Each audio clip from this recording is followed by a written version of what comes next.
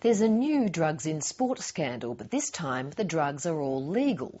AFL star Ben Cousins' well-publicised visit to a hospital intensive care ward after a severe reaction to a prescribed sleeping pill has brought to light what appears to be a pill-popping culture that extends beyond one footy code's boundary.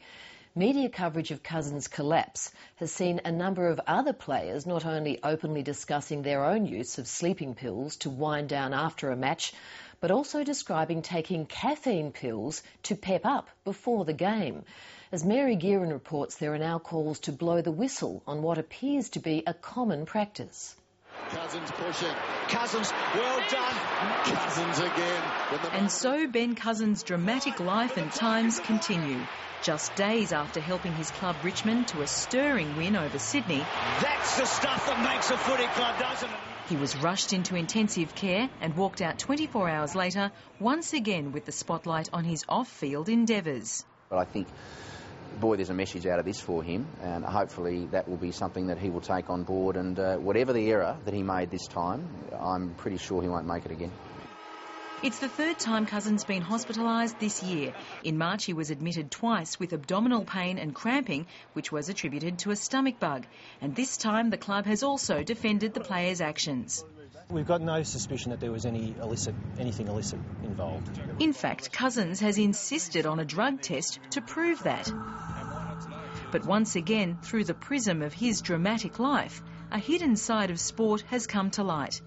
The man who was sacked from West Coast and banned for a year for his use of prohibited recreational drugs has this time come undone, Richmond has said in a statement, because of a severe reaction to a prescribed sleeping medication. I don't think it's unusual for players to take sedatives or sleeping tablets after games.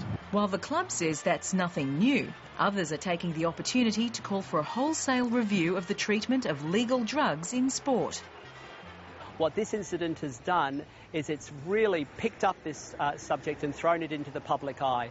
All sports are going to have to really examine how they hand out prescription medication to their players and to look at policies in that area. And it is a problem, and unfortunately we've been so focused on illicit drugs in sport, which is not a significant problem in most people's view, that we've tended to ignore those sorts of issues that are significant problems, and one of those is pharmaceutical drug misuse. There'll be a rethink of policy, whether the policy can be changed, because again, no one's done anything illegal here. No one's done anything against a code. It's really against the spirit of the sport or the image of the sport. I think the AFL would be unhappy about the publicity from that point of view, understandably. It's not ideal, and it's not to say it doesn't happen, and it's not to say people don't do it, but it's not ideal. Footballers are role models, and I think the less you can rely on, drugs to lift you up or slow you down, the better. As Cousins was resting comfortably, others were fessing up. And there are players, and several players that I've played with, done it myself. We actually take a sleeping tablet at the end of the game to get to sleep, because otherwise you're staring at the ceiling. At 4 o'clock in the morning you don't sleep. I want to say that the doctors are very diligent in what they give after games. They're not going to give you a whole bottle of sleeping tablets. If you might ask them, they might give you one or half of one. They're very good at what they do.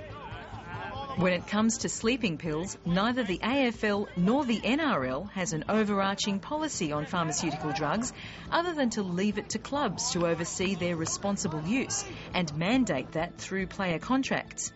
Some AFL club doctors the 7:30 report has spoken to have downplayed the use of sleeping pills, as have the clubs themselves. Generally the doctor, I think, would probably advise, do you really want to go down this path? Do you really need the sleeping tablets?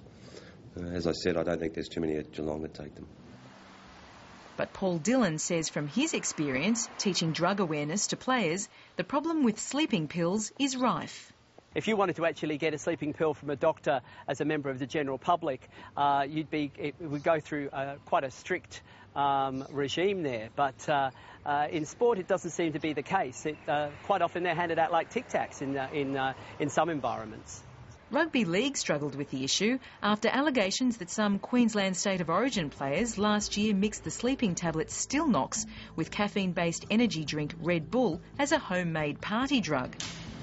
None of the allegations were ever proven, but it highlights the problem with legal drugs. These little experiments with concoctions and cocktails are always going to take place if someone thinks they can get away with something that's legal and and give them a little bit more of a lift that they're not allowed to have because they're an elite sportsman in other circumstances.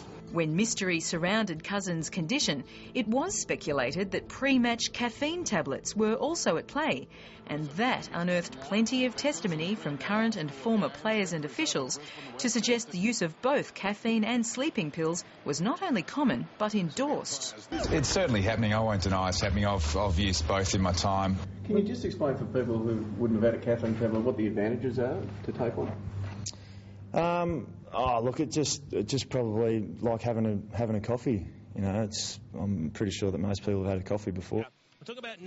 In round 11, a member of Brisbane support staff was even telecast handing out something from a cup labelled no dose. They're always looking for an edge, aren't they?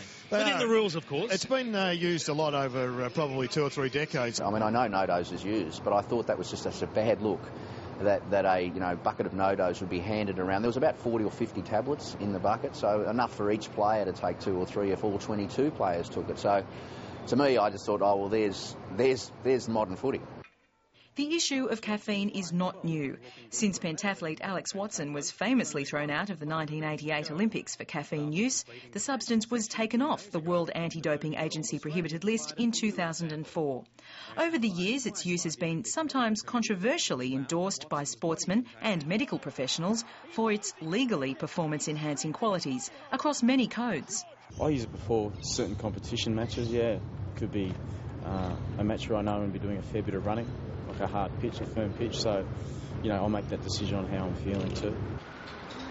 The AFL wouldn't comment on this issue before having more information on Cousins' case, but in 2005, this is what the AFL chief had to say about the use of caffeine.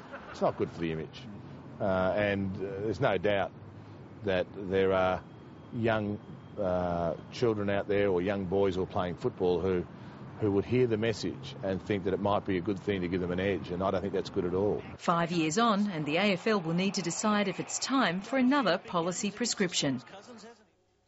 Mary Gearan reporting from Melbourne.